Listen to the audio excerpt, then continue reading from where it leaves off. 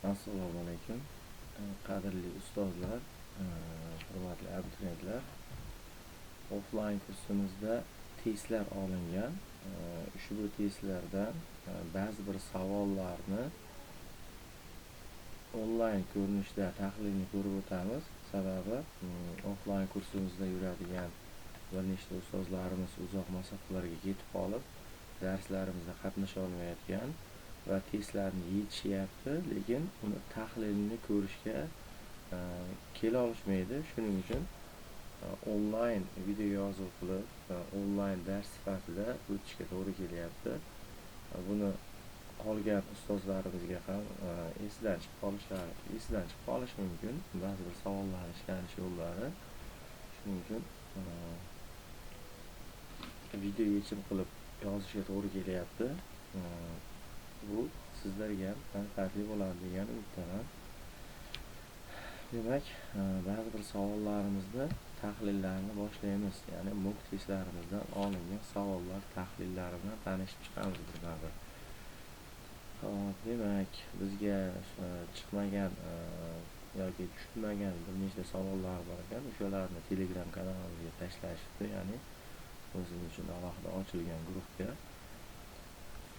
Demak, bir chekkadan ko'rib ketamiz savollar tahlilini. Darsimizga kela olmagan ustozlarimiz ham bo'lishi mumkin.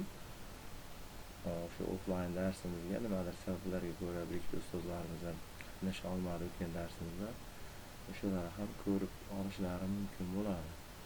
Demak, mana birinchi savolimiz quyidagicha ko'rinishda ekan. Uni bu yoqqa olib olamiz. Demak, savol tahliliga o'tarkanmiz.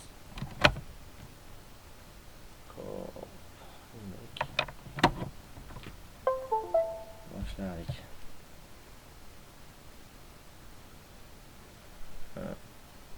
Rectangle, ya'ni bir to'g'ri to'rtburchak inscribe tasvirlangan ekan aylanani ichida.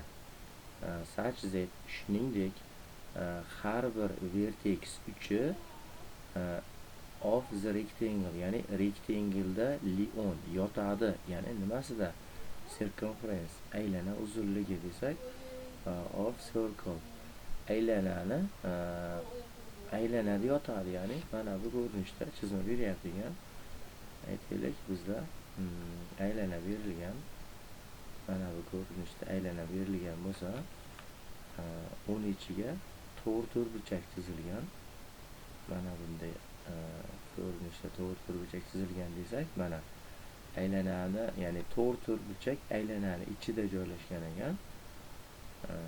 Va aylanani ichida joylashgan va har birta uchi demoqchi mana shunday tartibda aylanada yotadi. Mana har birta uchi aylanada yotishini aytib o'tgan. Va the diagonal of rectangle, ya'ni to'g'ri to'rtburchakning diagonali twice, 2 marta katta degani, ya'ni the length, uzunligi nimadan?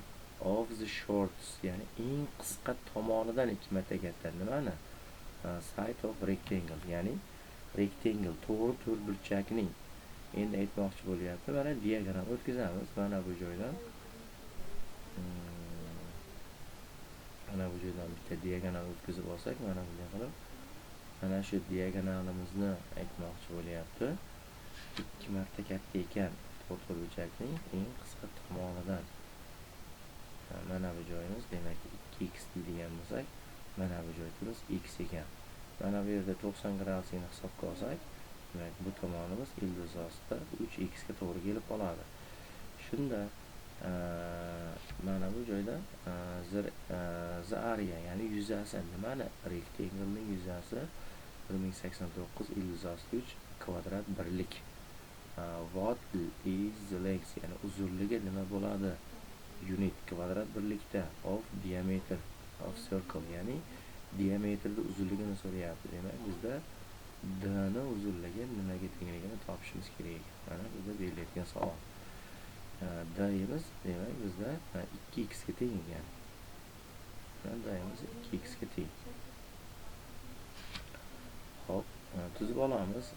Bizda to'g'ri burchak yuzi sifatida x ko'paytirilgan, ildiz ostida 3x berilgan va u 1089 ildiz osti 3 ga teng ekan. Bu yerda ildiz osti 3larni qisqartirib tashlasak, x'imiz kvadrat teng bo'ladi 1089 ga. Hop, endi ildiz chiqaradigan bo'lsak,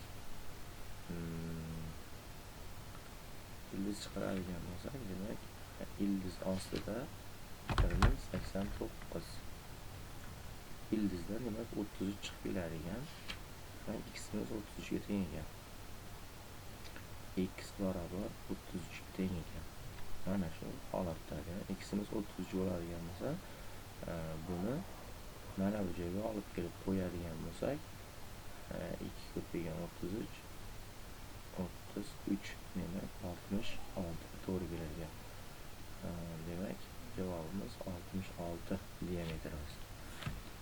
Keyingi savolimizga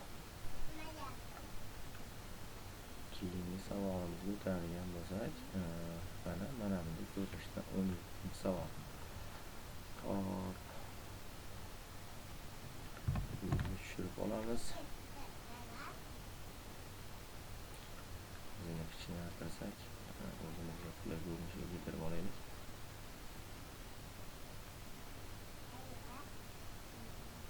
Mana shunday qilsak, to'g'ri bo'ladi. 17-savolimiz. Keyingi savol, videoni ko'rib qo'yaylik. Video yozyapti. Keyingi savolimiz demak, bizda grafik beryapti ekan, ya'ni x o'qini mana bu va y o'qini mana shu ko'rinishda bergan va unga o'suvchi grafik beryapti. Mana shu joydan boshlab mana tepaga qarab o'sib ketayotgan qandaydir grafik beryapti. Demak, the graphic modeli nimani? The number of online newsletter.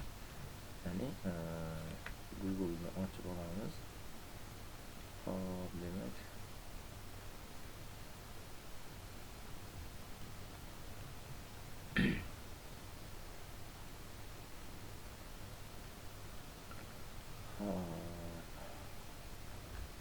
internetimiz sasiga ko'ra ishlayapti.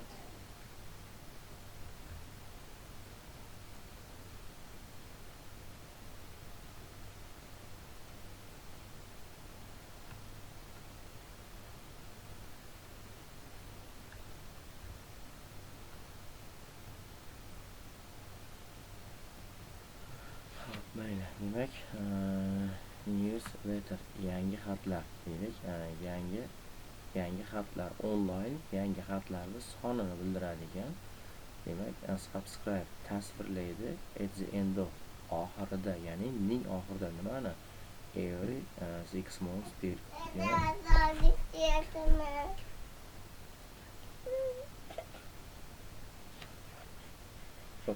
Yana yot. Ashiga yot. Ashiga. Demak, endi har 6 oylik davr ichida, demak, mana bu yerdan boshlanyapti ekan. Demak, bizda aytmoqchi bo'lyapti, mana bu har bir birligimiz, ya'ni 0 dan 1 ga, 1 dan 2 ga, 2 dan 3 ga va 3 dan 4 ga o'tadigan joyimiz har 6 oylik davrni ifodalaydi ekan. 6 oylik davrni ifodalaydi ekan.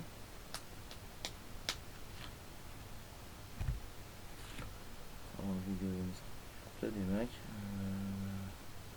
mana bu yerga keldik. Endi 6 oylik davrni ifodalayapti. Qayerdagi x the number of 6 months period since. Mana bu yerda demak, the end of January 95-yil. Demak, bizda aytmoqchi bo'lyapti, mana bu joy, ya'ni mana shu joyimiz 1995-yilda yanvar oyining oxiri ekan. Endi mana bu bitta aytdik 6 oylik davrni ifodalaydi ekan. Mana bu 2 kelganda mana bu joyimiz 1996-yilga o'tar ekan. Shunga har bitta oyimiz, bitta birligimiz 6 oylik davrni ifodalayapti. The which statement is the best interpretation of point, ya'ni quyidagi demak holatlardan eng yaxshi tushuntirish nima bo'ladi? ya'ni birinchi 6 oylikda, ya'ni bir qo'yganimizda 600 ga teng bo'ladigan holatni aytib beryapti. Ya'ni bu kontekstda, ya'ni bu tushuntirishda mana bu 1 bo'lganda mana 6 ga kelyapti. Mana bu joyimiz 600 ga teng ekan, mana shu joy. Bir qo'yganimizda 600 bo'ladigan nuqtani mana shu joyligini aytib o'tyapti. Ya'ni 6 oylik davr o'tish kerak ekan 95-yildan mana bu joyimiz 95-yil bo'ladigan bo'lsa, mana bu yerda 1 ga kelyapti. Demak 95-yilda 6 oylik davr o'tyapti. 6 oy o'tyapti oradan. Demak, birinchi 95-yanvar oyida 200 bo'lganida 6 oydan keyin mana buni qiymati 400 ga oshyapti. Mana shunday grafik. Xo'p, endi javoblarni avvalgi xato javoblardan chiqarib tashlayman. D javobda mana bizda state the estimate, ya'ni baholaydi the number of online newsletter, ya'ni onlayn xatlarni tasvirlanishi yanvar oyining oxirida qachon? 96-yilda 600 ta bo'ldi degan savol beryapti. Yo'q. Bizda mana 96-yilda navrot ko'p bizdan, hatto soni ham berilmagan, 1200 dan yuqori. D javob birinchi o'rinda chiqdi degan javob. Keyingisi the estimate baholaydi the number of online newsletter at the end of, ya'ni yanvar oyining oxirida 95-yilda yanvar oyining oxirida 600 ta bo'ldi. Yo'q, bizda yanvar oyi mana bu yerdan boshlanyapti. Yanvar oyining oxirida bizda 200 ta bo'lyapti. Mana boshlang'ich tushunchasi. Bu yerda esa 600 tani ko'rsatgan. Bu ham xato. Keyingisi increase o'syapti. Nima? Har safar har 6 oylik davr ichida 600 ga o'sib boryapti. Yo'q, bizda mana birinchi 6 oylik davr ichida 200 dan 600 ga, ya'ni 400 ga oshdi. Demak, bu xato bo'ladi. Endi mana 6 oylik davr ichida mana at the end of, ya'ni first birinchi 6 oylik davomida mana 600 bo'ldi. Mana rostdan ham bir qo'yganimizda 600 ga to'g'ri kelyapti. Javobimiz A javobga to'g'ri kelyapti. Hop, keyingi savolimizga o'tamiz. 17-chi savolimiz ketdi. Ochib olamiz. Keyingi sahifani xabarimiz yozyapti. 17-chi savol ketdi. 16-chi savolimiz. Ishlab olamiz. Mana joyiga kichiklartirib olsak qulayroq bo'ladi o'zimizga. Demak, funksiyani yozib olaman mana bu yerga boshqachadan. f(x) barobar x minus a ko'paytirilgan x minus b. Hop, demak, shartlari x ning o'rniga 32 qo'yganimizda 0 dan katta bo'lishi kerak ekan. Bu qachon 0 dan katta bo'ladi? Qachonki qavslarni, mana bu qavslarning ichi plus ko'paygan plus bo'lsa 0 dan katta bo'lishi mumkin, yoki minus ko'paytirilgan minus bo'lsa 0 dan katta bo'lishi mumkin. Keyingisi f 35 qo'yganimizda 0 dan kichkina bo'lsin deyapti. Demak, bu holat plus ko'paygan minus bo'lsa 0 dan kichkina, yoki minus ko'paygan plus bo'lsa 0 dan kichkina bo'lishi mumkin. Keyingisi 38 holatida 0 dan katta bo'lishini aytyapti. Bu ham plus ko'paygan plus bo'lganda 0 dan katta bo'ladi, yoki minus ko'paytirilgan minus holatida 0 dan katta bo'ladi. Demak, bizda ikkala shartni ham qanoatlantirish shart emas, faqat bitta tomonni qanoatlantirsa bo'ldi. Mana demak, bizda mana bu a va b ning o'rniga qiymat, ya'ni funksiyamiz aytyaptiki, funksiyamiz ifodalaydi berilgan tenglamada qayerdagi a va b integer constant, ya'ni butun sonlar.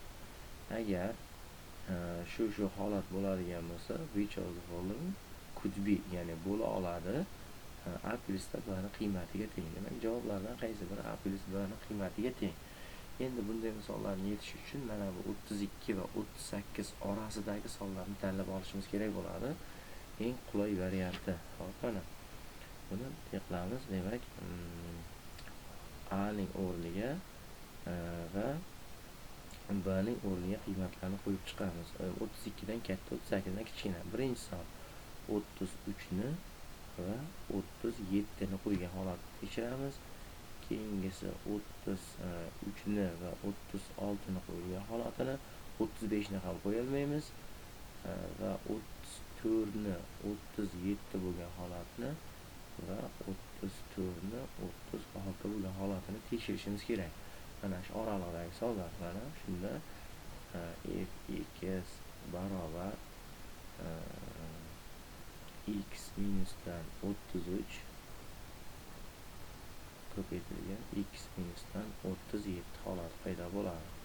Shunda bizda birinchi f(32) ni qo'yib hisoblaganimizda, x ning o'rniga 32 qo'yganimizda mana bu yer minus, mana bu yer minus bo'ladi. Uni ko'paytirganimizda shartimiz 0 dan katta chiqadi. Demak, mana bu shart qanoatlantiradi degani. Keyingilarida ham xuddi shunaqa f(x) barobar x 32 ni to'xtang, qolganlarni ham tekshirib ko'raylik. Mana birinchisini tekshirsa qolganini tekshirish oson bo'ladi. Buni o'chirib qo'yaylik-da. Keyingi holatini ham tekshirib ketaylik bir yo'la. Demak, keyingisi nechini qo'yapmiz? f(35) ni qo'yib ko'ramiz. Mana 35 ni qo'yib ko'rganimizda, mana bu yerga 35 ni qo'yganimizda, demak, birinchisi plyus chiqargan, keyingisi minus chiqargan, shundan 0 dan kichkina bo'ladigan holat. Keyingisi f ning o'rniga 38, ya'ni x o'rniga 38 qo'yib ko'radigan bo'lsam, birinchi qavsning ichi plyusdan chiqadi, keyingi qavsning ichi ham plyusdan chiqadi. 0 dan katta. Mana bu shartni ham, bu shartni ham qanoatlantiryapti. Demak, birinchi shartni, demak, 33 ham, 37 ham qanoatlantiradigan holatda bo'lyapti. Keyingi qiladigan ishimiz ham mana shu tartibda qolgan hamma misollarni yozib chiqishimiz kerak. Demak, f(x) barobar x minusdan 33 ko'paytirilgan x minusdan 36 holati.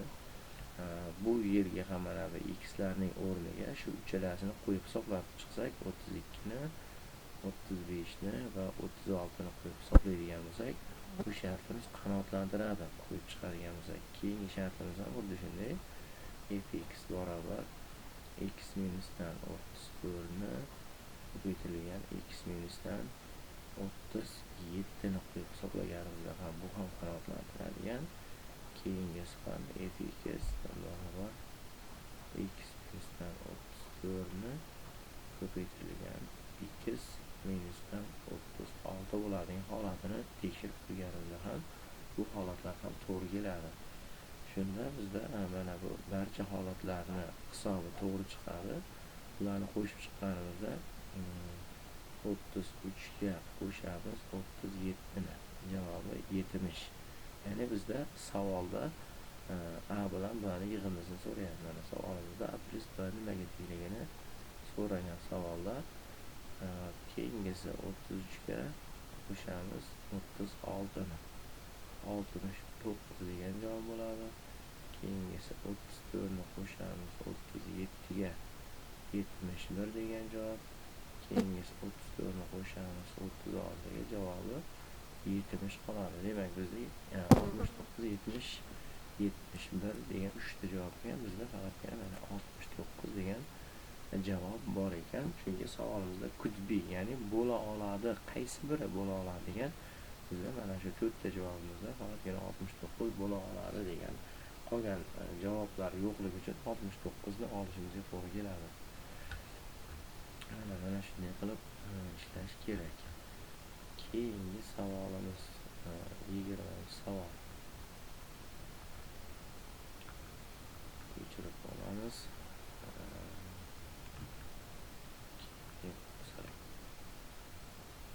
Keyingisini ochib olamiz.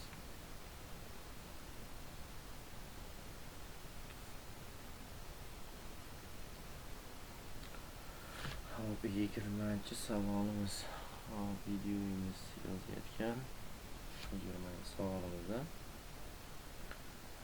in isosceles triangle, ya'ni teng yonli ABC uchburchak bor ekan. Hop, aytaylik, mana bu bizda kattaroq chizaveraylik. Aytaylik, teng yonli cho'rchak bergan bo'lsin. Mana bu tomoni, ikkita tomoni teng bo'lsin. Hop, demak, AB va AC tomonlari kongruent, ya'ni bir xil ekan. Mana bu joyga A ni qo'yadigan bo'lsak, mana bu joy va mana bu joy. Bundan shart kelib chiqadi. A bilan AB bilan AC tengligi, ya'ni kongruentligi kelib chiqadi. Point D nuqta divide bo'ladi. Mana BC tomonni, side BC tomonni, mana bu BC tomonni bo'ladi ekan. Mana bu joydan aytaylik, qaniydir nuqta bor ekan. Mana shu joydan D nuqta olingan ekan.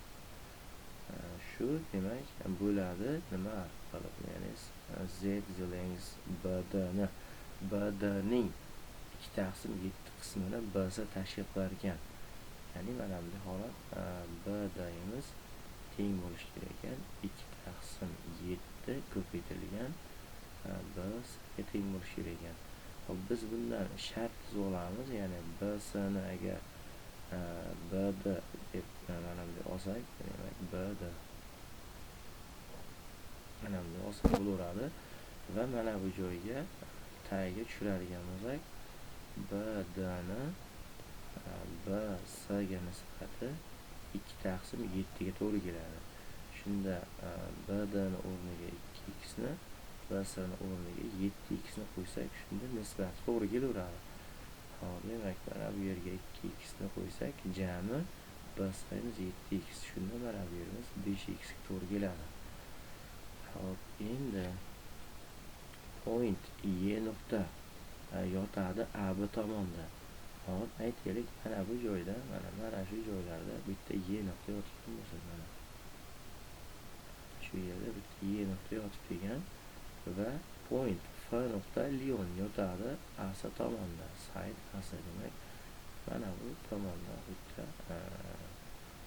F nuqta yotsin. Mana shu yerda bitta F nuqta belgilangan bo'lsin. Side Z. Shuningdek, qachonki segment, ya'ni urinma yoki to'g'ri chiziq degan ma'noda DE va DF lar chizildi, drawn chizmoq bo'lsa, DE mana bu tomonga bitta DE o'tkazildi va mana bu tomonga bitta to'g'ri chiziq o'tkazildi. DF bo'ladigan to'g'ri chiziq. Endi angle, burchak, ya'ni BED burchagimiz, mana BED, mana bu yerdagi burchagimiz nazarda tutyapti. Shu yerimiz kongruent, bir xil ekan SFD ga, SFD, demak mana bu burchagimizga teng ekan. Mana shu ikkala burchagimiz teng. Aytaylik, mana burchagini alfa burchagi deydigan bo'lsak, mana burchagimiz ham shu alfa burchagiga to'g'ri keladi demoqchi bo'lyapti.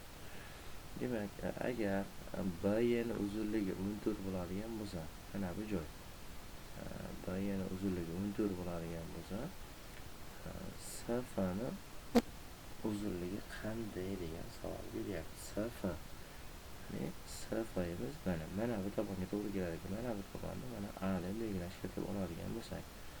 Hop, endi biz o'xshashlikdan foydalanishimiz kerak bu yerda. Demak, mana bu uchburchakni oladigan bo'lsak, mana A burchakni qarshisida 2x turibdi. Demak, shuni olamiz. 2x ni mana bu A burchakning tomonidagi holat 14 ga tenglaymiz. Endi bu tomon A burchakning qarshisida 5x bor ekan.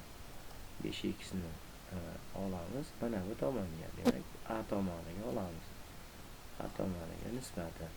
Hop, x larni qisqartirib tashlasak, 7, mana bu ikkalasini qisqartirsak, bu yerda 7, bu yerga 1 ga tengligi va proporsiya qiladigan bo'lsak, A barobar 35 ga tenglik kelib chiqadi. Bizda ham savolda demak SF ni uzunligi nimaga tengligini so'ragan. SF imiz bizda 35 ga teng bo'lyapti. Mana shunday holatda javobimiz B javobga to'g'ri keladi. Hop, keyingi savolimiz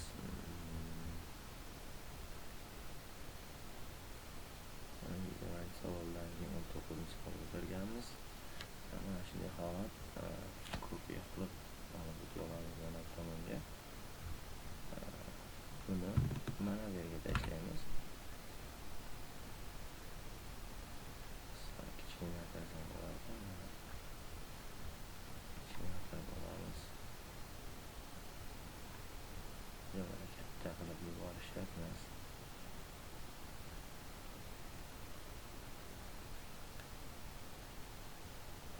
shu yerga qo'ysak ham bo'laveradi buni. Uncha katta qilib yuborish shart emas. Shu yerga qo'yamiz. Demak, mana shu which of the following equation, ya'ni quyidagi tenglamalardan biri best represent ifodalaydi, mana buni grafikini ifodalaydi degan savol beryapti. Ushbu grafikni endi qaysi birligini topamiz. Endi buni foydalanishimiz uchun Desmos programmasini ochish bo'lsak bizga qulayroq tushadi. Programma Desmos kirib olamiz, sababi bunda ishlash bizga anchagina qulayroq. Xo'p, endi tahlilni qilib turadigan bo'lsak, bizda mana bu A javobda bu funksiyamiz grafiki mana bunday kelib o'suvchi grafik beryapti bizda.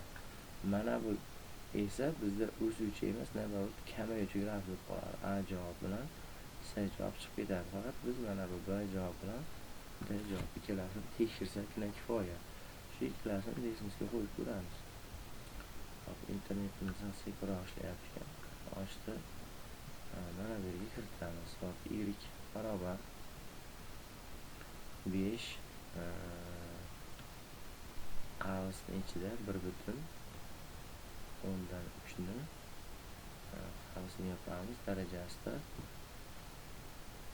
x darajasi x'da darajasiga chiqaramiz buni. Bu yerda x ni yozamiz. Mana shunday grafik. Mana bizda grafikni mana bu yerga chizib o'tkazyapti, ya'ni 5 nuqtadan o'tyapti ekan. Mana bu 5/3x grafikimiz. Mana bizda 5 nuqtadan o'tgani yo'qmi umuman. Qayerga tushyapti ekan, shuni aniqlikni kiritamiz. Mana yaqinroqdan oladigan bo'lsak, demak mana bu yerimiz 15, mana bu yerimiz 10, mana bu yerimiz esa 5 nuqta. Bizda 5 dan sal pastroqda yotyapti ekan. Endi keyingi grafikni kiritib ko'radigan bo'lsak, mana keyingi grafikimiz bizda mana. Demak, mana bu grafik, ya'ni 3 ko'paygan 1/3 x darajasini grafikini kiritib ko'ramiz. Keyingisi buni yaxshi osongina ko'chirib bu yerga tashlaymiz. Faqat mana bu yerni 3 ni o'zgartirib qo'yamiz. 3. Mana keyingi grafikimiz kelib chiqyapti. Mana bu tepadagi qizil bilan pastdagi ko'k bilan bergan. Mana bu yerda o'tyapti ekan. 0 bo'lsa 3 chiqadigan grafik. Mana 5 dan pastroq. Demak, biz grafikka qaytadigan bo'lsak, mana grafikimiz yuqoriga chiqamiz. Mana bu yerda mana grafikimiz 5 dan sal pastroqda turibdi. Mana bu joyda ko'radigan bo'lsak 5 dan pastroqda. Mana bu joyda turibdi ekan o'sha. Demak, D javobi tushib qoladi bizda. Grafikimizni aniqroq ko'radigan bo'lsak, demak javobimiz D. Desmos programmasi orqali osonroq topishimiz buni foydalansak qulay tushadi o'zimizga.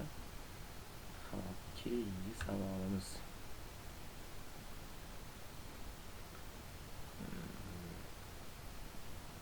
kopiya qilamiz va uni ham mana shu joyga tashlaymiz. Mana shu yerga mana bu yerga qo'yib olsak ham bo'laveradi.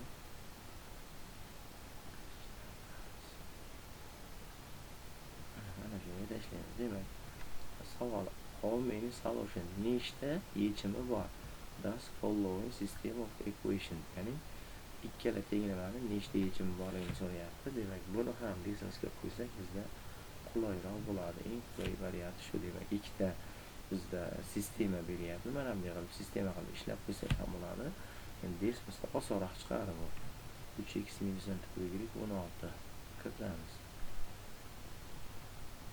Hop, 3x minusdan 4y barobar 16. Bizda grafiki tayyor o'zi. Mana bu yerga grafik chizib beryapti bizda. Mana shu holatda grafik chizyapti. Keyingi savolimiz, demak, -6x tengsa minusdan 8y.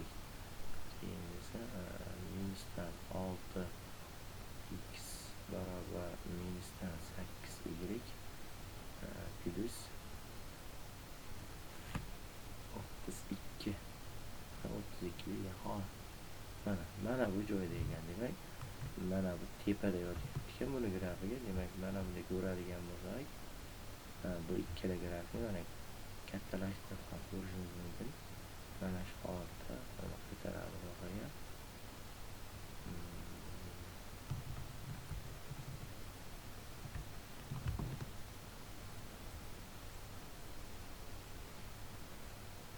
Ancha kichkinlashtirsak ham mana bunday ko'rinishda ko'rsak ham mana bir-biriga umuman tegmaydigan graf. Hech qayerda kesishadigan nuqtasi yo'q.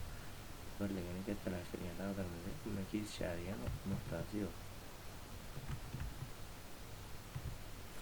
Shunda bizda javobimiz infinity means solution, cheksiz ko'p yechim. Bu bitta yechim, xato. Ikkita yechim bunisi. Bu yechimi yo'q. Demak,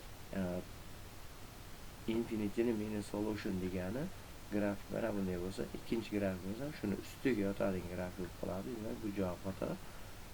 Adashib ketibdi. Demak, bizning javobimiz mana bu D javob. Yechimi yo'q umuman.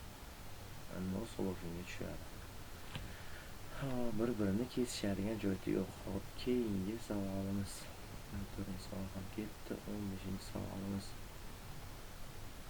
Kopiya qilamiz.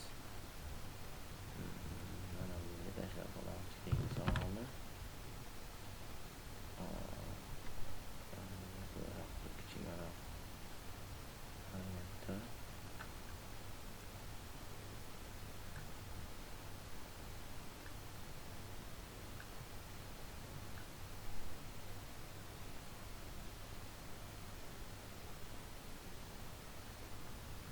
Shunga qo'ysak, xo'p, demak, buni tarjima qilib ishlaymiz. What nima length uzunligi nimaning minor arc AB. Minor degani bu kichik deb tarjima qilinadi. Demak, AB kichik yoyni, ya'ni mana bu holatni, mana bu joyni AB kichik yoyni length uzunligi nima bo'ladi? Demak, yoyni uzunligini topish formulasi bizda L barobar 2πr ko'paytirilgan alfa gradus qism 360 degan formulasida. Demak, bu bilan buni qisqartirib yuborganimizda shunda p r alfa taqsim 180 degan formula qoladi. Hop, bizda nimalar berilgan? Ya'ni given berilgan z is diameter, ya'ni diameter, aylanani diametri 12 ga teng. Hop, bizda diametrimiz 2 ta radius ko'piga 2 ga teng. Ya'ni 2 ta radiusga teng. Javobimiz 12 ekan. Bu bilan buni qisqartiradigan bo'lsak, radiusimiz 6 ga teng kelib chiqadi. Hop, va measure, ya'ni gradus o'lchovi burchakning sektorini OAB, mana bu joyni OAB mana shu joyni yaratyapti. 72 ga teng, ya'ni alfa burchagimiz 72 ga taqsim nazarda tutyapti. Hop, bu yerga qo'ysak, p ko'paygan radius o'rniga 6 ni ko'paytiramiz, alfa o'rniga 72 ni taqsim 180 ni shuni 6 ko'paygan 30 deb yozsam, mana bu 6 qisqarib ketadi. Buni ham 6 ga qisqartirib yuborsam, bu yerda 5 qoladi. Mana bu joyda esa 6 ga bo'lgani 12 ga teng. Demak, buni javobi 2,4 pi ga teng bo'lar ekan. Hop, shunda javobimiz A javobga to'g'ri keladi. Hop, keyingi savolimiz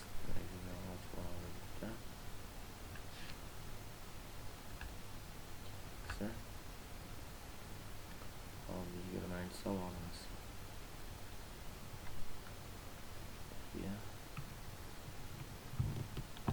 Ishlaymiz.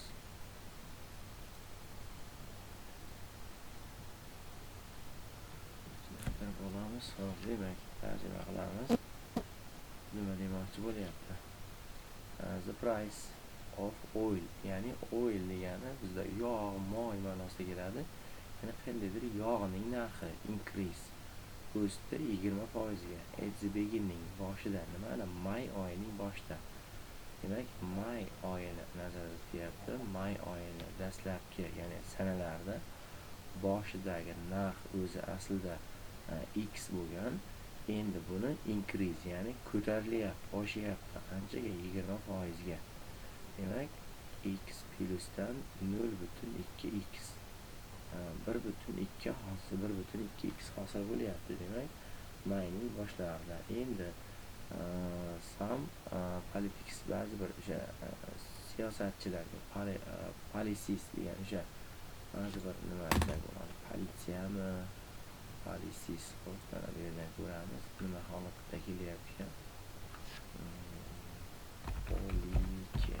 Siyosatchi ma'nosida politsiya, ya'ni o'sha politsiya ma'nosida kelyapti. Keyin ba'zi bir politsiyachilar put in place, ya'ni put in place degani joyiga qo'ymoq, ya'ni qaysiki reduce the price of oil degani, ya'ni yog'ning narxini reduce esa kamaytirish. Qanchaga? 14%ga, 2 weeks, 2 hafta, ya'ni the initial increase, dastlabki o'sish, initial increase, dastlabki o'sishdan keyin 2 haftadan, ya'ni 2 hafta o'tgandan keyin 14%ga kamaytirish deyilgan. Ya'ni policies bu yerda soliqchi ma'nosida deb tushuntirsak yaxshiroq, chunki narxni tushirishini o'sha yoki siyosatchilar yoki soliqchilar narxni ushlab turishda rol o'ynaydi. Hop, endi what is overall percentage, ya'ni umumiy foiz nima bo'ladi? Increase o'sishmi yoki decrease kamayishmi oilda? Demak, mana birinchisi 1,2 ga oshadi. Endi bular aytmoqchi bo'lyaptiki, oradan 2 hafta o'tdi. Shu 1,2% ni endi kamaytiryapti bular. Qanchaga? 14% ga kamaytiryapti. 14%imiz demak bizdan 0,14 ga teng bo'ladi. Ya'ni bizda bu degani 1,2x ni ko'paytirishimiz kerak 0,86 ga degani. Chunki sababi birdan 0,14 olib tashlanyapti. Chunki 14% kamaytirgandan keyin 0,86 qoladi bizda. Shuni ko'paytirib ishlab qo'ysak, demak, kalkulyator ochib olamiz. 1,2 ni ko'paytirganmiz 0,86 ga. Demak, 1,32, 1,1032 degan javob chiqyapti. Mana bu yerga yozamiz. Demak, javobimiz 1,1032 ekan. Endi buni 1,032 ni 100 ga ko'paytiradigan bo'lsak, shunda javobimiz bu virgul mana bu joyga siljiydi.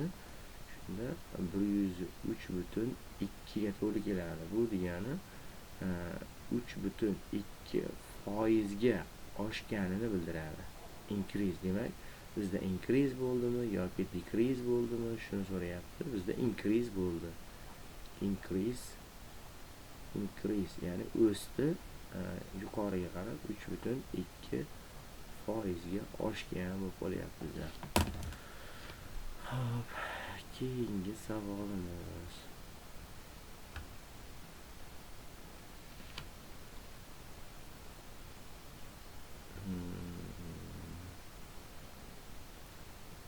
Demak, buni 21-savolimizda buni alohida ko'rib o'tamizmikin? Qani ko'raylikchi.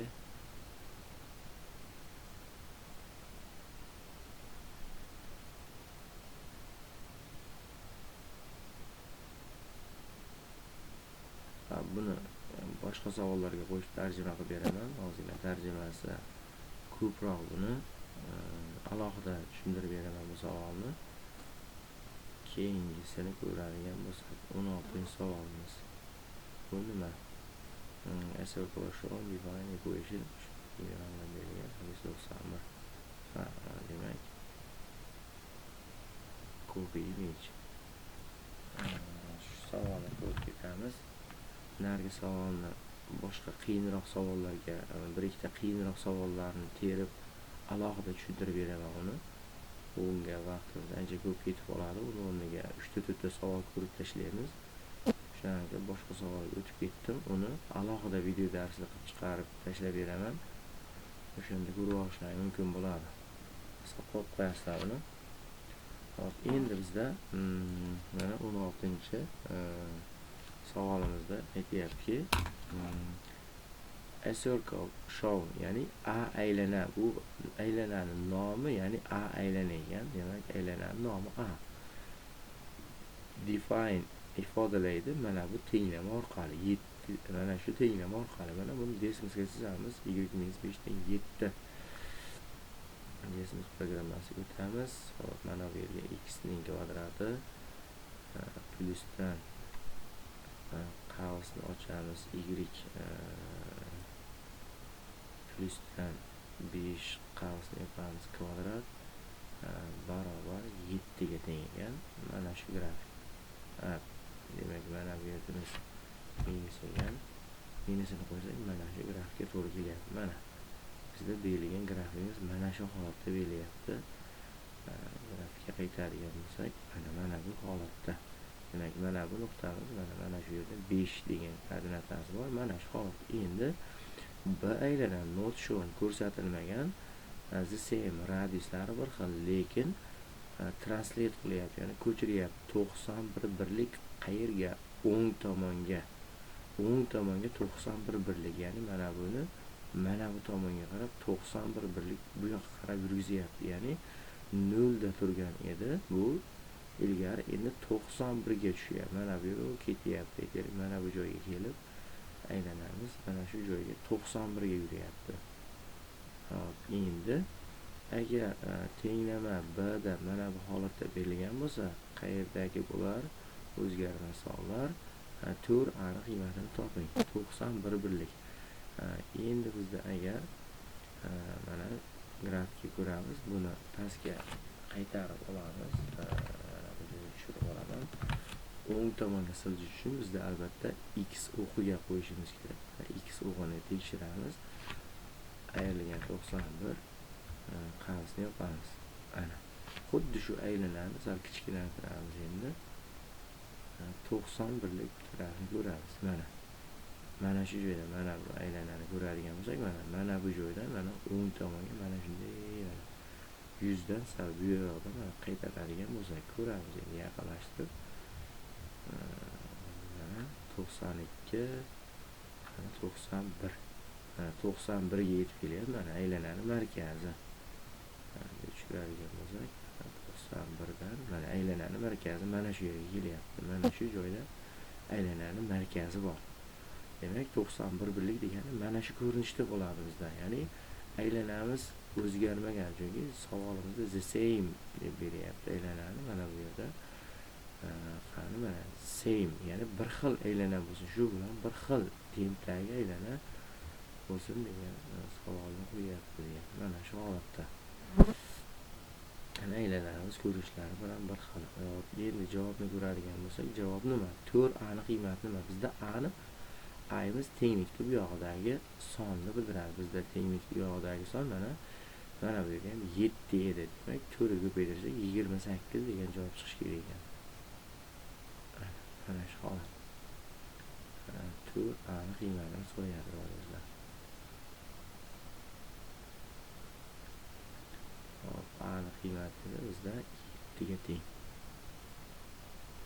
Ana shunday holat. Hop, keyingi savolimiz 17-chi savolimiz.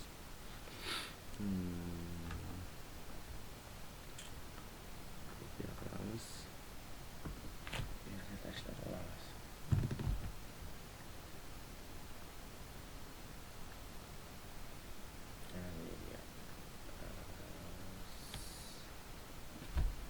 Feed dasa sig'ini olmagan. To'g'ri. Degan keyingi savolga o'tamiz. 17-chi savolimiz. Xo'p, demak bizda funksiya beryapti ekan. Mana bu ko'rinishda, mana shu ko'rinishda funksiya beryapti ekan. Endi the function hash estimate baholaydi obyektning balandligini. Demak, funksiya mana bu yerda hash t barobar minusdan 16t kvadrat plyusdan b haqida aytyapti. Endi fitdagi balandligi, ya'ni above the ground, yerdan yuqoriga, ya'ni t sekund, ya'ni t sekunddan keyin, nimadan keyin obyekt drop degani, ya'ni nima drop degani tomchilash ma'nosida yoki tushish, drop degani to'proq tomchilash ma'nosida ishlatiladi. Qayerdaki bir o'zgarmas, the function estimate baholaydi obyektning 40.96 feet above the ground, ya'ni qachonki u t 0 bo'lganda, ya'ni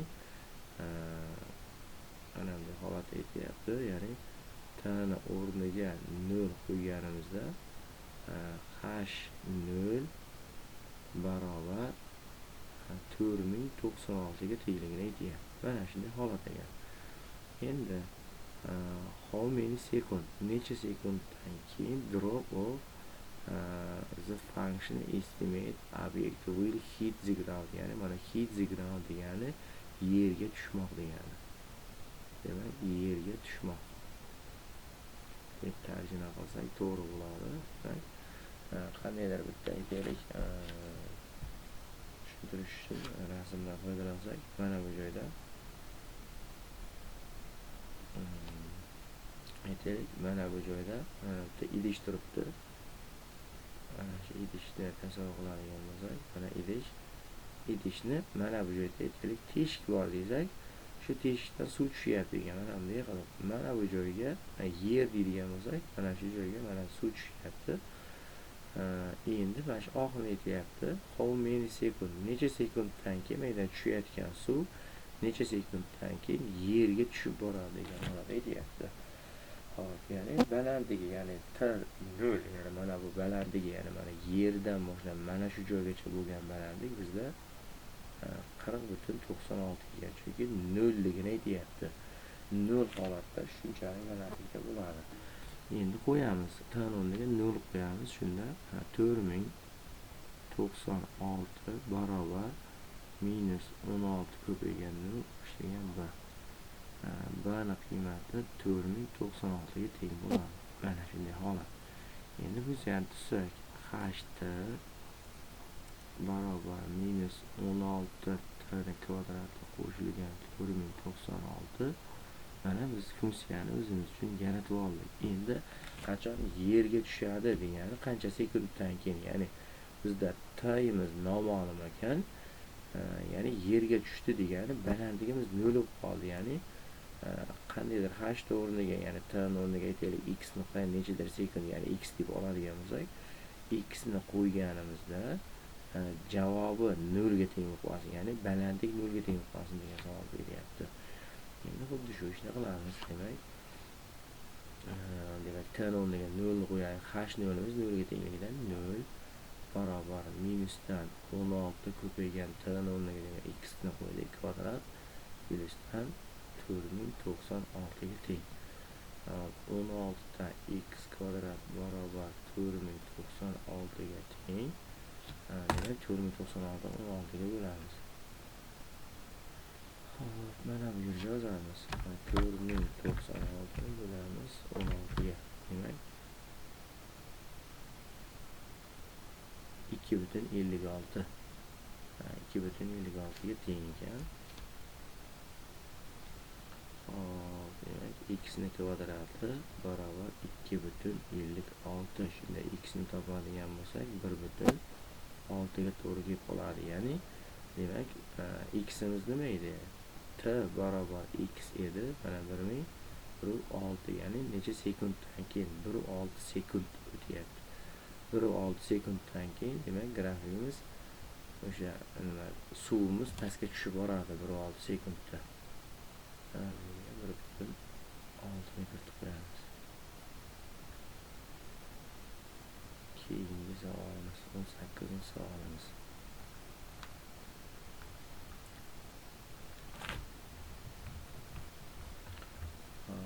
Demak, keyingi hamlarni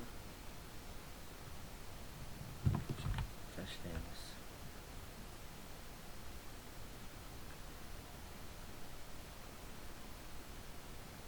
Grafik tarjima qiladigan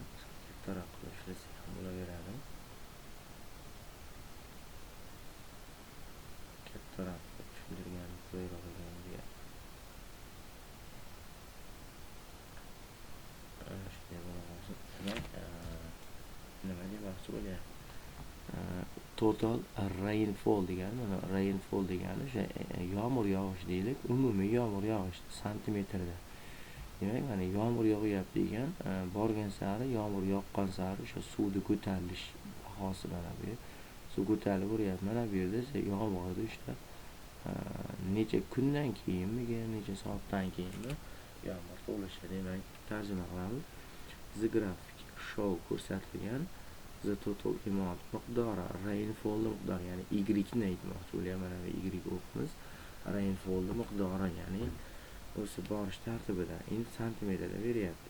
From start, ya'ni boshlangandan keyin 10 soat davr ichida. Demak, mana bu joy 10 soat, ya'ni aytaylik mana 0-soatda, ya'ni hali yomg'ir yoqqani yo'q, santimetr 0 turibdi. Ya'ni yomg'ir yoqqani yo'q holati bu. Keyingisi 1, ya'ni 1 soat o'tdi oradan, mana 1 ga teng bo'lib qolyapti. Ya'ni mana bu holat. Mana bu 1 da mana shu joyga kelyapti. Demak, 1 ekan, ya'ni 1 santimetr bo'libdi. 2 da mana 2 santimetr bo'libdi. 2 da mana bu yerga to'g'ri kelyapti. 2 da 2 santimetrga to'g'ri kelib qolibdi. Keyingisi 3. Mana 3 da ham, 4 da ham umuman o'zgarish bo'lmagan. Ya'ni 3 qo'yganda ham o'sha 2 ga tengligi turibdi. 4 soatdan keyin ham 2 ga tengligi turibdi. U degani mana bu 2-soat, 3-soat, 4-soatda yomg'ir yog'magan bizda. Ya'ni yomg'ir to'xtagan va 5-soatga o'tganda, mana bu yerda 5-soatga o'tganda yomg'ir yana boshladi. Aytaylik 2,1 mi bo'la qolsin, ya'ni 5-soatga yetganda 2,1, ya'ni tomchilab tashlayapti yomg'ir sekin-sekin. 6 ga o'tgandan keyin ham xuddi shunday sal ko'tarilish bo'lyapti. 2,2 bo'lsin. Shunaqa tartibda aytmoqchi bo'lyapti. Endi bizda mana qayerdagi xni zdan bo'lib soatlarning soni qachongi yomg'ir boshlagan davrda. Quyidagilardan qaysi biri bizda rainfall during its time period, qaysi biri to'g'ri degan ma'noda aytyapti. The rate of rainfall, ya'ni rainfallning nisbati 2 santimetr per hour soatiga, ya'ni 2 bilan 4, ya'ni 2 bilan 4 orasida, mana 2 bilan 4 orasida mana bu yerda ko'rdik-ku. Mana shu joyda 2 bilan 4 orasida 2 santimetr bo'ldi, ya'ni nisbati, ya'ni bu endi aytyapti yo kamayish yo o'sish nisbati 2 bo'ldi. Yo'q, bizda o'zgarishsiz, mana 2 dan 4 gacha bo'lgan mana bu oraliqda bizga o'zgarishsiz bo'ldi. Demak, aniqroq ketadi. Rainfall rate nisbati greatest, eng yuqori o'sish bo'ldi 4 dan 10 gacha. Mana bu joyda, ya'ni 4 mana bu yerda bo'ladigan bo'lsa, 10 mana bu joyda turibdi. Eng katta o'sish shu yerda bo'ldi deyapti. Mana bu joyda yo'q, bu yerda emas. Bizda mana bu 0 bilan 2 ni orasida eng katta o'sish bo'lgan. Maksimal o'sish. Demak, bu ham xato. Rainfall increase o'sdi 0 bilan 2 ni orasida, increase between orasida o'sdi. 0 bilan 2 ni orasida o'sdi rostdan. The rainfall 0 santimetr bo'ldi per hour soatiga, x 2 bilan 4 orasida. Ya'ni har soatda 0 santimetr 2 bilan 4 ni, demak nisbati 0 bo'ldi degan holatda keldi. Rostdan mana 2 bilan 4 orasida nisbati 0 ga to'g'ri kelib qolgan. To'g'ri. Endi demak, mana shu to'g'ri holat, eng bizda eng time true. Demak, rainfall haqidagi qaysi biri to'g'ri degan ma'noda ishlaydigan. Bizda eng to'g'ri javob sifatida shu. Demak, anta javob, ya'ni rate of rainfall 0 santimetr. 0 har soatda between 2 bilan 4 ni orasidagi har bir soatda rainfall nisbati 0 bo'ldi. Rostdan ham nisbati 0, umuman o'sgani yo'q. Mana shu eng muqobil to'g'ri javobga to'g'ri kelib qolganimizda. Rainfall nisbati increase o'sdi 0 bilan 2 orasida. 0 bilan 2 orasida to'g'ri o'syapti bu ham. Siz aniqroq javob B.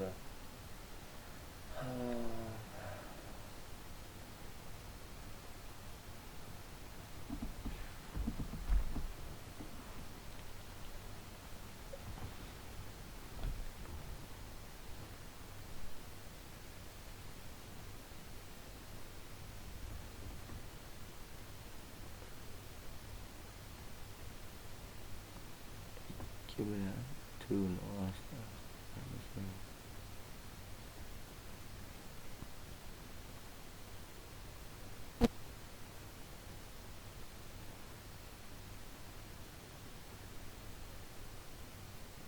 yo'q. Mana bu yerda nima mana rainfall nisbati. Demak, mana S javobim tushyapti bizda. Rainfall nisbati increase o'sdi 0 bilan 2 orasida. 0 bilan 2 orasida o'sdi rostdan.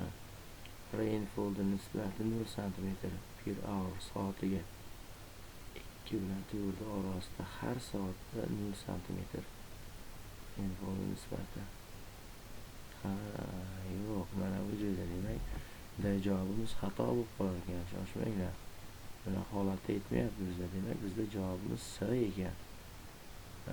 Javob emas ekan, chunki bu sabab mana. Demak 0 cm bo'ldi deyapti. 2 bilan 4 orasida 0 cm bo'lmadi bizda. 2 bilan 0 orasida 2 cm bo'ldi mana bu joyda. Mana shu yerda ozgina tushunmovchilik ketdi. Demak, javobimiz D emas, S javobga tushib qolar ekan. Chunki 0 bilan 2 orasida rostdan ham o'sgan 0 cm mana bu santimetrga e'tibor bermadi. Demak, 2 bilan 4 orasida rainfall nisbati 0 cm. Yo'q, 0 emas, bizda 2 cm bo'ladi. Javobimiz S'ga tushib qolar ekan.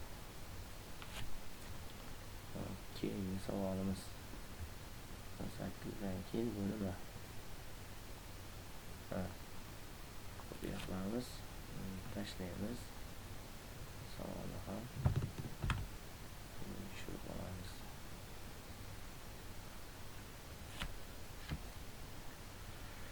Hop, demak, for a set, ya'ni to'plam uchun select consecutive integer 3 ta ketma-ket son bor ekan. Mana bunday bittasi x bo'lsa, bittasi x plus 1 ekan, bittasi x plus 2 ekan.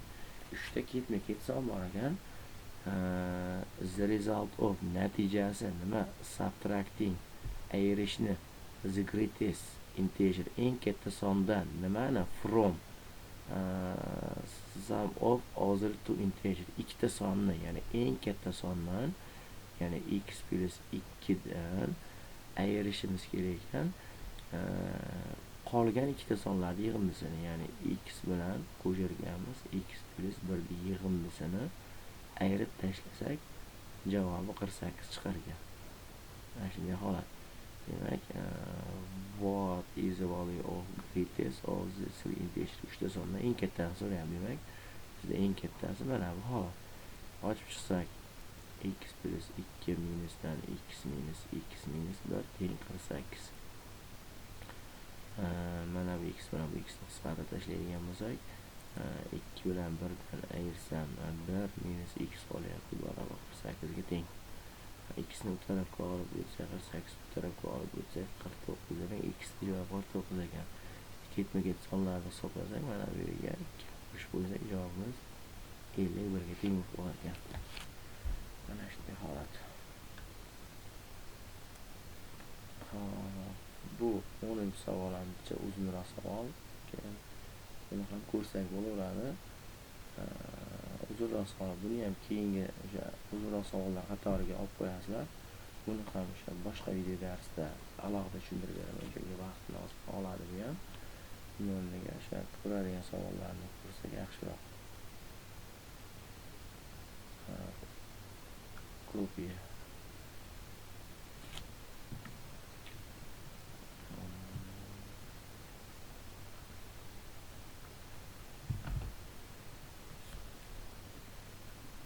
Ko'ramiz nima savol ekan. 9-savolimiz. 9-savol.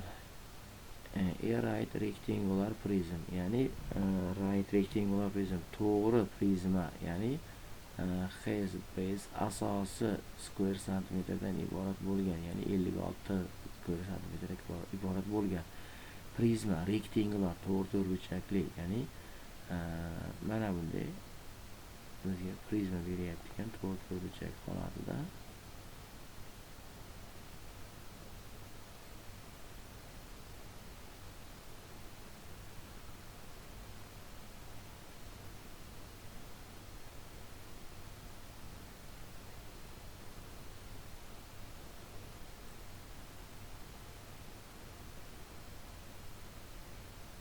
mayli, keling mana shunaqa holatda bo'la qolsin.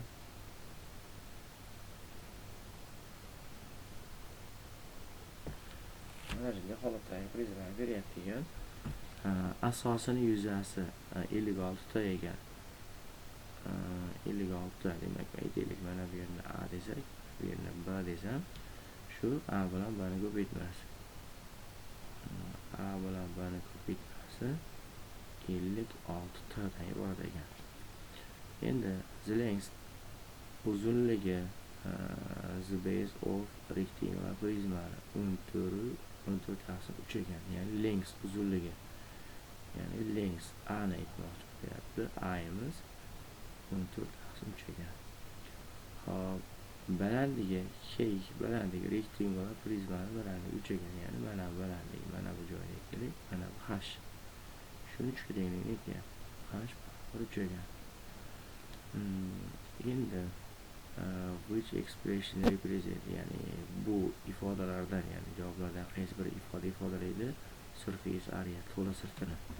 Demak, to'la sirtni formulasini avval mana bu yerga yozib olamiz. S barobar A ko'paygan B plyusdan B ko'paygan H plyusdan A ko'paygan H. Mana shu to'la sirtini formulasi va ichkaridan chiqadigan 2 ga ham ko'paytirib qo'yishimiz kerak. Biz shuni so'rayapti ekan. Hop, bizda A bor. Endi A mana bu yerga qo'yamiz. Mana bu joyga A o'rniga 14/3 ko'paygan B ni bor 56 taga tenglasam, bu bilan buni qisqartirsam 4 ga teng, demak B ni qiymati 12 ta kelib chiqyapti. Formulaga qo'yamiz. Formulaga to'la sirt formulasiga S to'la sirt barobar, demak qarshida A ni o'rniga 14/3 ni qarshida buni ko'paytirilgan B ni o'rniga 12 tani qo'shim kerak. B ni o'rniga 12 tani ko'paytirilgan balandligimiz 3 ga teng, qo'shilgan A ni o'rniga 14/3 ni ko'paytiraman, H ning o'rniga 3 ni va chiqqan javob 2 ga ko'paytiraman. Hop, 12 bilan 3 ni qisqartirib yuborsak, bu yerda 4 ekan.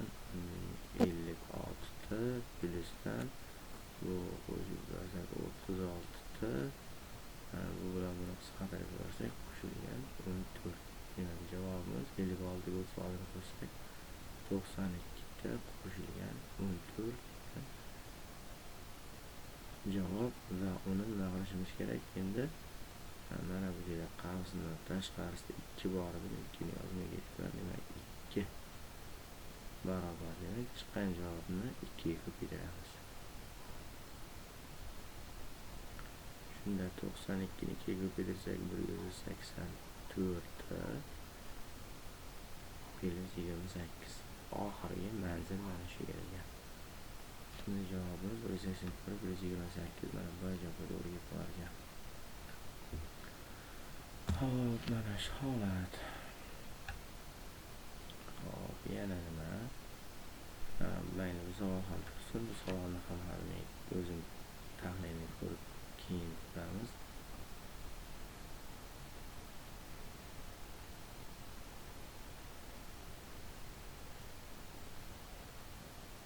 Hop, 24 savolni. Which of the following an example function whose graph x-intercept kesmagan grafik.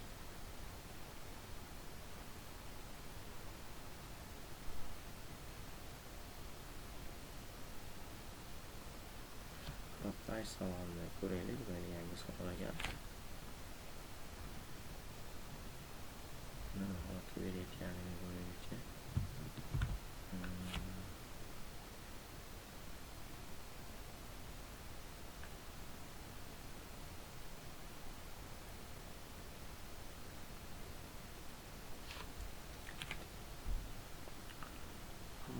Demak, which of the following quyidagilardan qaysi biri an example, ya'ni namuna, nimaning of a function, ya'ni funksiya namunasi whose graphic in the xy plane has no x-intercept, ya'ni x so'qini kesmaydi. Aytaylik, ikki xil uch xil funksiya chizib ko'ramiz.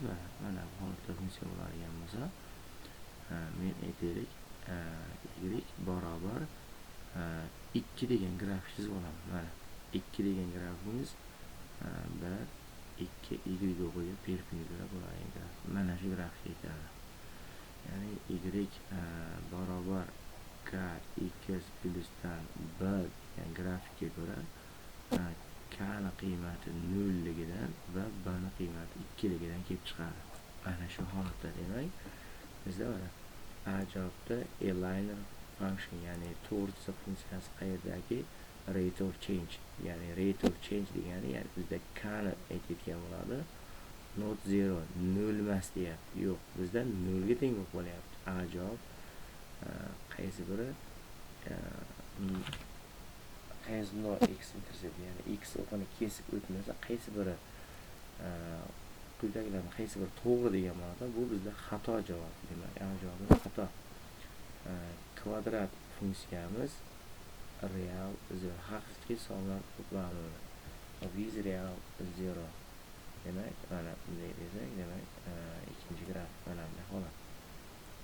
X intercept, x o'qini kesmaydi. Mana bunday holat.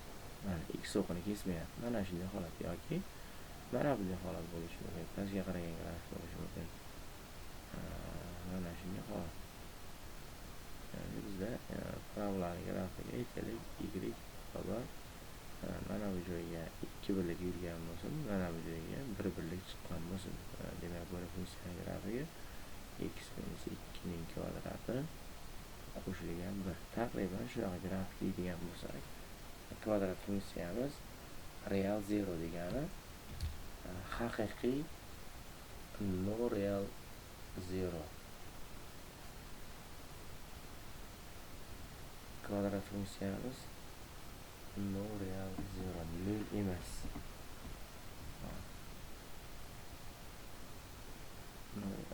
Kvadrat funksiyamiz haqiqiy real zeros degani haqiqiy sonlarda baribir sonlar to'planmas. Mana shuni ko'raylik, nima holatda beryapti. Real 0.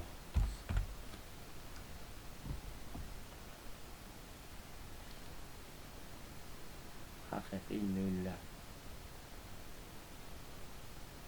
Shuna savol berib qo'yibdi. Demak, funksiyamiz haqiqiy nollar. Nollar emas. Kubik polinomini ko'p burchagimiz at least eng kichkinasi haqiqiy bittasi 0. Bitta haqiqiy son 0.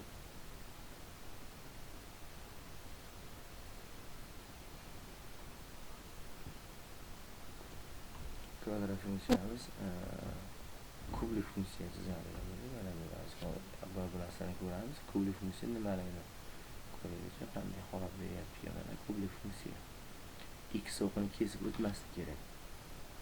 Bizda y barobar, demak, formularga ko'ra kublik funksiyani formulasi bizda a x ning kubi degan formula. Hop, a 0 dan katta bo'lsa ham, a 0 dan kichkina bo'lsa ham albatta x o'qini kesib o'tadi. Mana bunday holatda bo'lishi mumkin yoki mana bunday holatda bo'lishi mumkin. Ikkala holatda ham 0 ga kesib o'tadi. At least eng kamida bitta haqiqiy soni 0 deyapti. Bitta haqiqiy soni 0. Mana bu joyda. At least eng kamida bitta haqiqiy soni 0. Kvadrat funksiyada haqiqiy nollari, kvadrat funksiyani nollari yo'q. Demak, mana bu joyda real 0 degani nollari ma'nosida kelyapti ekan, ya'ni x1 x2. Mana bunday holat ekan. Demak, x1 x2 haqida gap ketyapti ekan bunisida. Demak, x1 x2. x1 x2si bor degan ma'noda yo'q. Bizda x1 x2si yo'q. No real zeros, ya'ni nollar, haqiqiy nollar, ya'ni x1 x2si yo'q deyapti. To'g'ri mana shu. Demak, eng kichkinasi 0 yo'q. Eng kichkinasi 0 emas. Bizda mana pastga qarab tushib ketyapti. Bundan pastga qarab tushib ketyapti. Demak, bizda bitta yechimi eng kichkinasi 0. Yo'q, eng kichkinasi 0 emasda. Demak, bu chiqib ketib qoladi. Demak, javobimiz C ga tushib qolar ekan. Haqiqiy yechimlari x o'qini kesib o'tmagandan keyin ildizlari yo'q degan ma'noda ishlatiladi. Hop.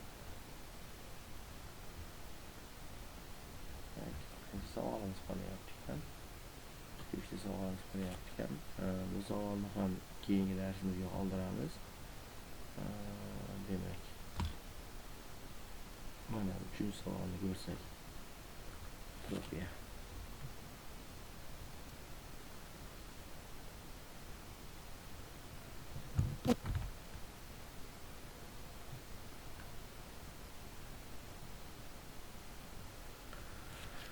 Hop, endi demak, bir aylana circle, bir aylana in the x-y plane koordinatalar sistemasida sentri markazi 3 nuqta ekan va line t tangent urinma o'tkazilibdi. Bu aylanaga point 6-3 nuqtadan quyidagilardan qaysi biri t aylanib o'tadi. Ya'ni bu holatda beryapti ekan.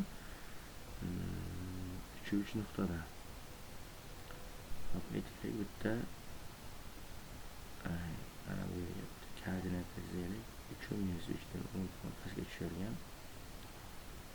6-3. Aytaylik, mana bu yerga bitta koordinat o'qini chizib olaylik.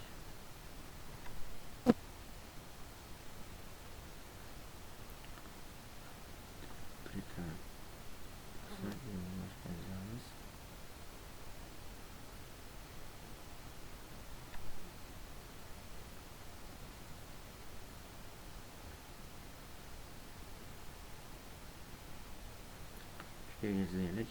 Mana bu tepamiz demak y o'qi, mana bu x o'qi. Bo'ldi. Endi ko'ramiz nima holatlar beryapti ekan. -3 nuqtani belgilaymiz birinchi. Mana -3. Mana bu nuqtamiz -3 va bu nuqtamiz 3. Demak, ikkalasini kesishtiradigan bo'lsak, mana shu joyda. Mana shu joydagi nuqtamiz aylanani markazi ekan. 6 ga -3 nuqta. Demak, 1, 2, 3, 4, 5, 6 mana bu joyda va -3 nuqtamiz mana bu joyda -3.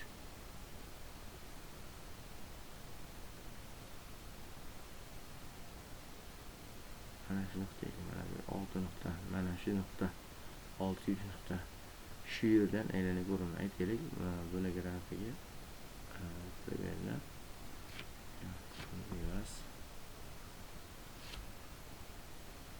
Ana shu yerda bitta aylana bor ekan, tasavvur qilamiz.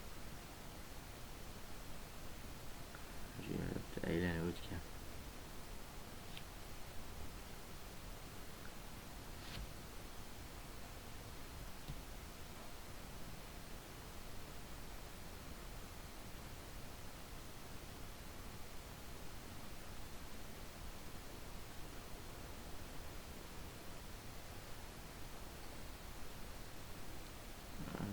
Tasavvur qilamiz. Mana shu yerda bitta aylana bor deb tasavvur qilaylik. Mana menga chizish ham noqulay bo'lyapti. Mana shu yerda bitta aylana bor ekan.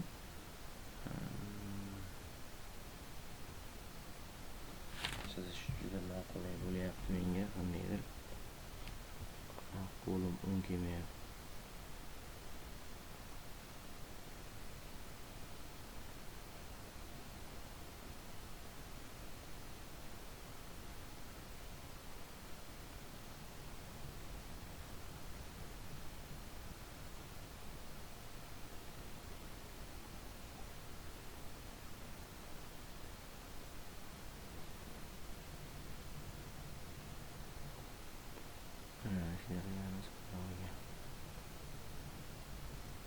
Endi sal o'xshadi.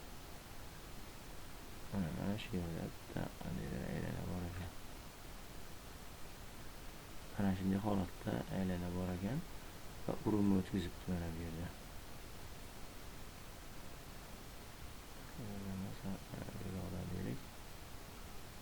Mana shu joydan urinma o'tibdi. Mana shunday tartibda urinma o'tibdi. kesib o'tadigan mana shu tartibda urinma o'tibdi. Endi nuqtalarni belgilab olaylik. Mana bu nuqtamiz -3 nuqta edi. Mana bu nuqtamiz 6 -3 nuqta edi. Endi bizda aytyaptiki line T, mana line T segment, ya'ni mana bu T'imiz ekan. Mana bu T grafik. Line T to'g'ri chiziq T. Qani yozaman? Y T to'g'ri chiziq ekan, ya'ni K plyusdan B to'g'ri chiziqni ko'rinishi. Mana shu faqat T'lik holatiga xolos. Demak, mana shu 6 nuqta shunga teng. Quyidagilardan qaysi biri aylanada yotadi? Quyidagilardan qaysi biri aylanada yotadi degan savol beryapti endi.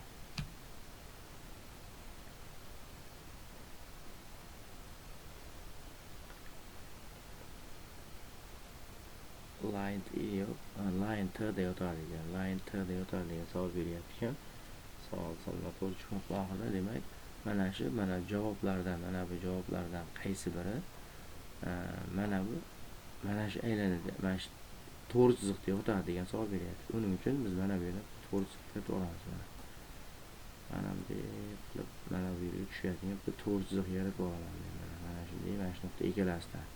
Bu to'g'ri chiziq bitta. Demak, bu perpendikulyar shart bor 90 graduslik. Endi mana bu to'g'ri chizig'imiz aytaylik y barobar k lik to'g'ri chiziq bo'lsin. Barobar k1 x qo'shilgan b1. Hop, mana buni aytsak, buni k2 b2 deymiz. Avval tepadan to'g'ri chiziq olamiz. -3 va 6 -3 nuqtadan to'g'ri chiziq yaratamiz. K ni topamiz birinchi. K1 ni topaman. 3 dan 3 ni ayirsam 6 taqsim -3 dan 6 ni ayirsam -9. Bularni qisqartiradigan bo'lsak, 2 taqsim 3 ekan. Endi y barobar -2 taqsim 3 x qo'shilgan b ga ko'ra o'rniga qo'yamiz. -3 ni qo'ysam, demak bu 3 ga teng. -2 taqsim 3 ko'paygan 3 plus b. X o'rniga minus qo'yganimiz hisobiga plus bo'lib ketyapti. Mana bu yer. Bu bilan qisqartirsak, b ni qiymati 1 ga teng ekan. B ni qiymati 1. Endi shundan haqiqiy funksiyani yaralaydi. Mana y k barobar minusdan 2 taqsim 3 x qo'shilgan 1 degan mana funksiya yaraldi. Haqiqiy funksiyaning ko'rinishi mana shu. Mana bu belgilayotgan tepadagi funksiya. Endi biz perpendikulyarlik xossasidan foydalanamiz. Chunki bizda mana bu to'g'ri chiziq bilan, mana bu belgilayotgan to'g'ri chiziq bilan ikkalasi bir-biriga perpendikulyar. Perpendikulyar bo'lsa, k1 bilan k2 ni ko'paytmasi -1 bo'lishi kerak edi. -2 taqsim 3 ko'paytirilgan k2 barobar -1 ligidan k2 ni qiymati 3 taqsim 2 ga kelib chiqadi. Mana k2 ni qiymati tayyor. 3 taqsim 2 ga. Endi qo'yamiz. y t barobar k2 ni o'rniga 3 taqsim 2 x qo'shilgan b2 deb qo'yamiz. Xo'p. Mana bu qiymat ham xuddi shunga tegishli. Chunki mana bu nuqtada o'tayotgan holati. Demak, -3 barobar 3 taqsim 2 ko'paygan 6 qo'shilgan b. Qisqartirsak 3 9 b ni qiymati -12 ga teng ekan.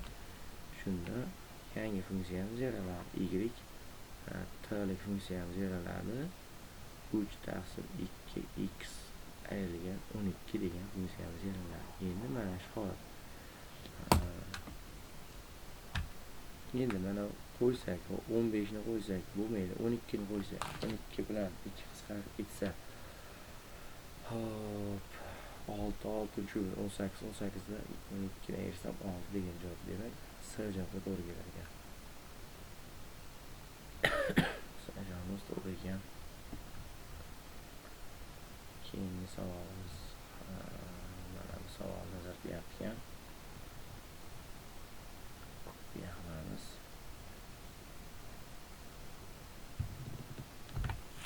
Tashlaymiz.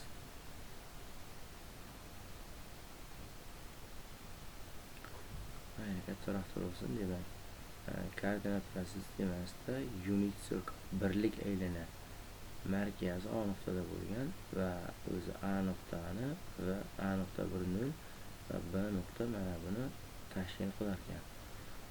Birlik aylanib so'ramiz birinchi.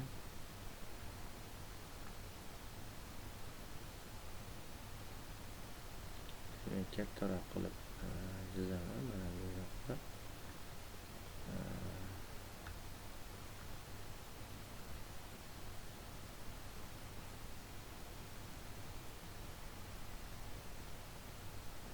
Mana birlik aylana.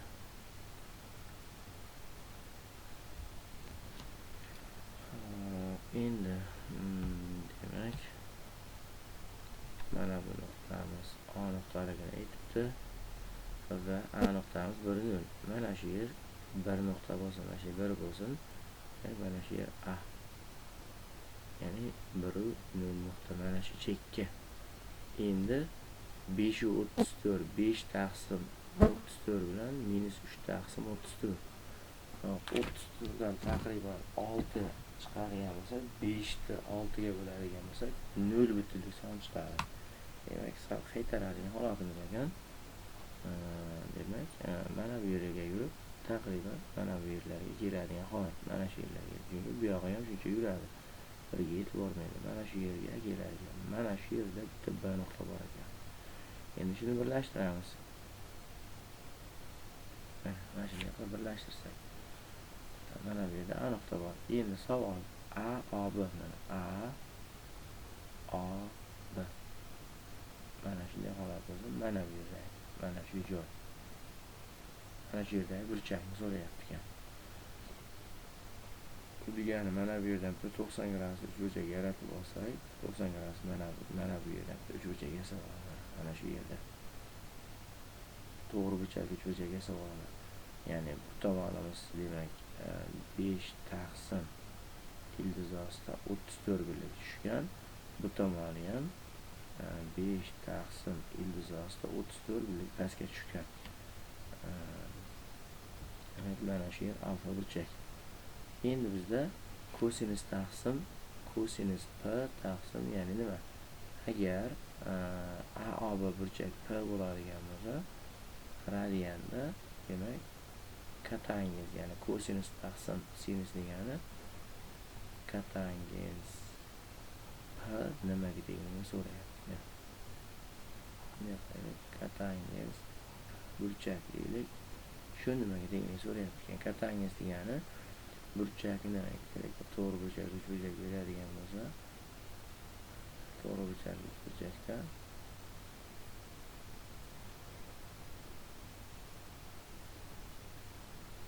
mana bu yer A, mana bu yer B bo'ladigan bo'lsa, mana bu yerda alfa burchak desak, shunda kotangens alfamiz B taqsim A ga, ya'ni burchakka yopishgan, burchakka yopishganini qarshisiga nisbati bizda ikkalasi teng yonli, ya'ni mana bu joy bilan mana bu joy teng.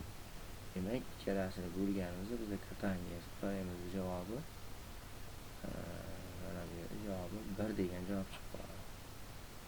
Demak, kotangens P grafi 1 ekan.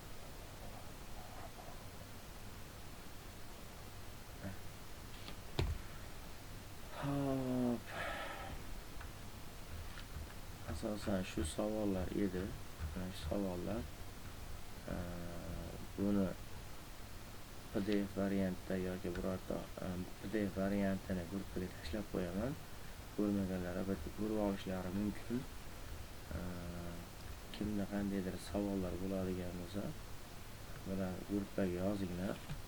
O'quvchilar bu oldingi savollarini demak ularni o'chirib tashlayman. Keyinroq boshqadan tashlab qo'yaman. Ularni quloq qilib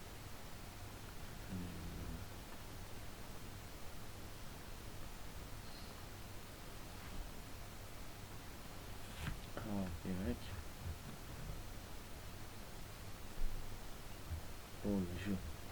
Demak, agar kimda qandaydir savollar tug'iladigan bo'lsa, kanalimizga yozishlari mumkin. Mana Sezmed Class guruhimiz bor.